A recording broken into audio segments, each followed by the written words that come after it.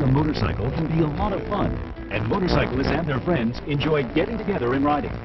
But unfortunately, statistics show that motorcycles are not the safest mode of transportation. Motorcyclists are 16 times more likely to die for every mile they ride than someone driving a car. 80% of police-reported motorcycle crashes result in injury or death. 2,100 motorcyclists are killed and 56,000 are injured in crashes every year. Over 50% of all fatal motorcycle crashes involve another motor vehicle. Although these statistics are compelling, there are ways to protect riders and lower the risks associated with riding. Experts know that the best way to keep motorcyclists safe is by a comprehensive approach that focuses on preventing crashes, reducing injuries, and providing for rapid emergency medical response if a crash occurs. Rider education courses taught by trained instructors give riders the skills they need to safely operate a motorcycle in all kinds of road and weather conditions. Obtaining a motorcycle operator's license certifies the rider's skill in performing basic handling skills. All 50 states require riders to obtain a motorcycle license. Riding alcohol and drug-free is still another part of preventing crashes. Because riding a motorcycle involves intense focus and coordination, riding under the influence of any alcohol or other drugs decreases the operator's ability to ride safely.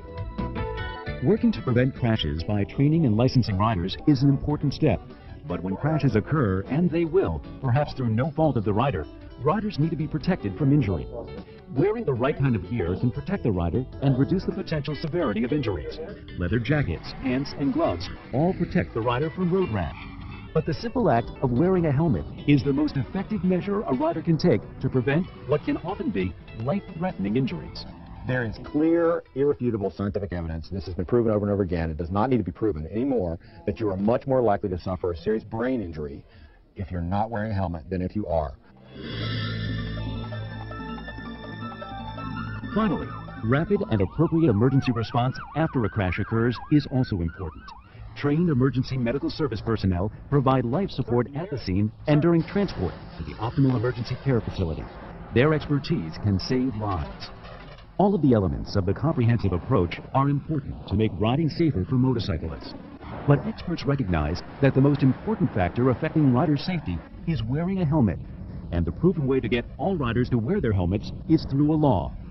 And that's because riding a motorcycle is not like riding in a car. In an automobile, a driver is actually protected by the car, the door beams, roof, seatbelts, and airbags. A car is stable because it's on four wheels. If a crash occurs, occupants have some protection. That's not the case with a motorcycle. The vehicle provides no protection in the event of a crash. The rider can be thrown from the bike, strike anything in his path, and always the ground. His body, and often his head, takes the blows, and the results can be devastating. But there is a solution. Helmets reduce the likelihood of serious head injuries and often prevent death in a crash. These helmets decrease not only fatalities, they decrease, even with head injuries, they decrease the time you're in the ICU, they decrease the time of unconsciousness, and they decrease the amount of subsequent brain injury residual. We can look at motorcycle helmets like a vaccine for brain injury for motorcyclists. People that use the vaccine, the helmet, are much less likely to have a brain injury than people that don't, just like any other vaccine that we provide to all of our population. Bob Korchek doesn't remember anything about his motorcycle crash, but he still has the helmet that saved his life. The actual motorcycle crash itself, I remember nothing about, just from reading and all the reports that were done on it. It was August 27th, about 9:30, and I was coming from an after-work friends meeting we had. We're having at his house, and I was run over by a drunk driver. I must have got off the bike. That's the only thing the accident recreation people can estimate is I got off the bike and let it go, because it was just knocked into the woods. And I was pinned underneath the hood of his Ford Bronco 2 from the shoulders down. I can honestly say that the helmet saved my life.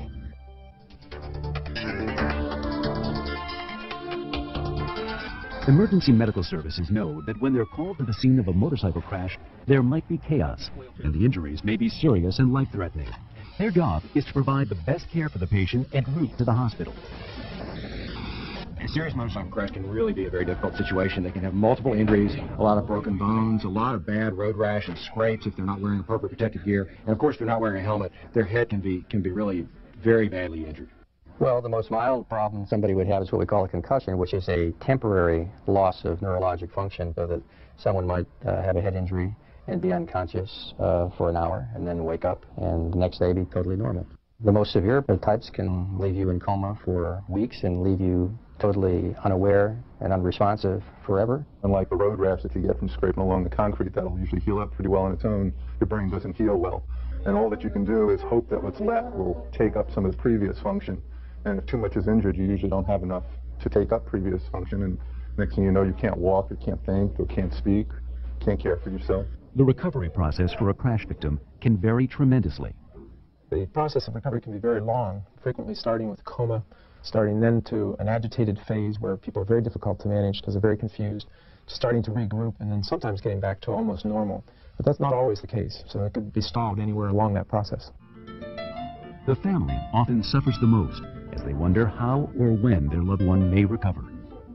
To have somebody in an accident is always devastating to the family and people around them, sometimes even worse than the patient who's involved. The patient frequently doesn't have an awareness or may not have an awareness. The family agonizes day in and day out. Getting out of the hospital is just the first step. The victim usually has to go through intense rehabilitation just to begin to regain his or her strength, and the cost of rehabilitation can be overwhelming. The range in actual acute hospital expenses can range from hundreds of thousands of dollars down to maybe $30,000 to $50,000. And the lifetime costs can be rather substantial, in the tune of millions of dollars for these patients. Doug Wilson considers himself lucky. When he was involved in a motorcycle crash 5 years ago, he was just 22 and in his senior year of college. Then his world changed and would never be the same again. I've been riding motorcycles since 1987, 88, and then March 23rd, 91 is when I had, first time I dropped it, first time I ever been in any kind of accident, first time I ever broke a bone was that night. I spent 8 days in a coma, and I spent a total of 85 days in a hospital. Got down to about 115 pounds.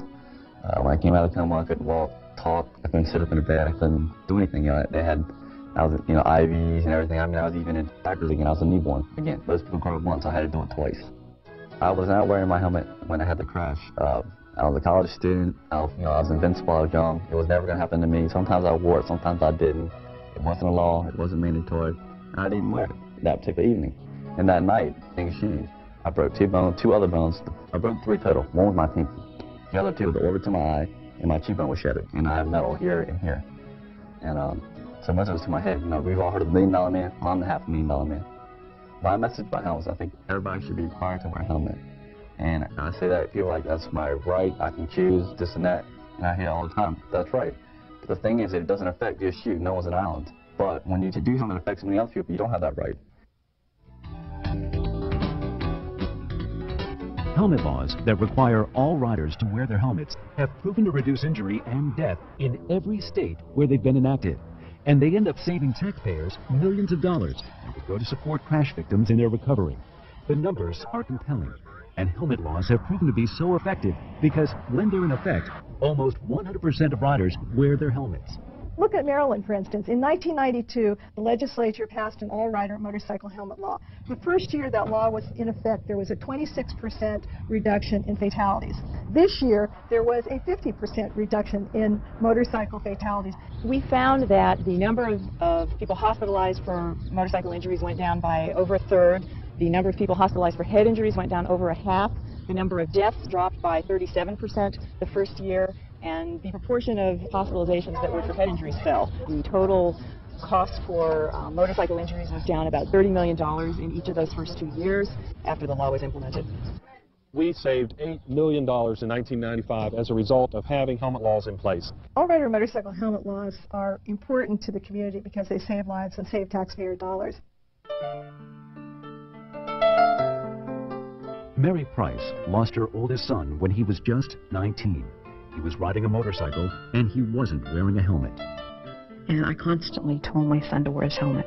I told him 2 days before his crash. I told him, Jimmy, I don't want you riding your bike without your helmet. And he threw his arms around me and gave me a hug and a kiss and told me not to worry.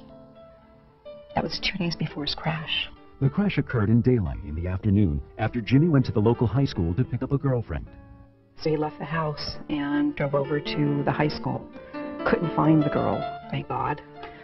and he was on his way back home, and he was following a car, and the car veered to the right, and I believe my son thought the car was going to turn right, but in fact the car made a U-turn, and my son hit the car broadside going 45 miles an hour, and he flew over the top and landed on the back of his head. He was taken to the hospital. He was in a coma for 3 days, at which point he passed away.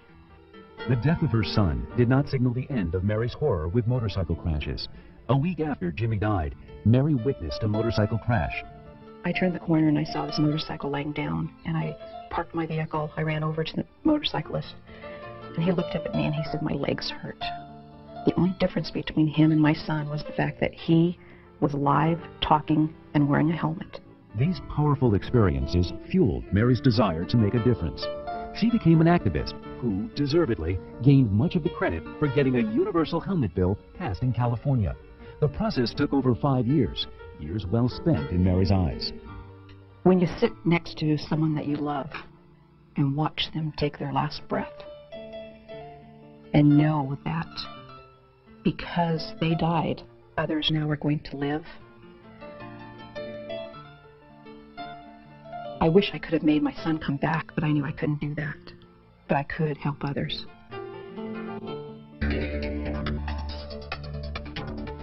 With all that's known about making motorcycles safer, it's clear that a comprehensive program that focuses on preventing crashes, reducing injuries, and providing the rapid emergency medical response is the right approach. And the laws that require riders to wear their helmets are an important part of any motorcycle safety program. Helmet laws make sense for everyone, for the motorcyclist, for the family, and for the community. With laws in place, injuries and fatalities from crashes are greatly reduced. Taxpayers save money, and everyone is protected. But without motorcycle helmet laws, we all pay the price. All of us. We all pay the price. We all take care of these people. Their family and their friends are all devastated. They are lost to the workforce. They're lost to the tax base. And they overwhelm some of our hospitals in places where there are a lot of motorcyclists that don't wear helmets. This is a public health issue just like any other public health issue. I support the helmet laws as a matter of good public health. I believe very much in prevention, and wearing a helmet on a motorcycle prevents severe head trauma. So when you look at the cost itself from a financial standpoint, the human cost, and then the emotional cost, I think it's clear that maintaining the helmet laws is the right thing to do.